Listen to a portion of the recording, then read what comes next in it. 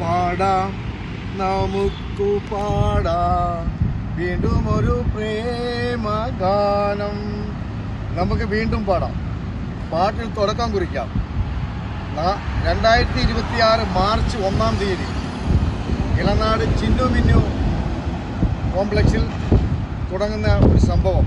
നിങ്ങൾക്കേവർക്കും സ്വാഗതം. നിങ്ങൾക്ക് വന്ന് പാട്ടുപാടി നിങ്ങളുള്ള ഭയം, സഭാകമ്പം, പേടി ഇതെല്ലാം മാറ്റാനായി ഒരു വേദി ഒരുങ്ങുകയാണ്.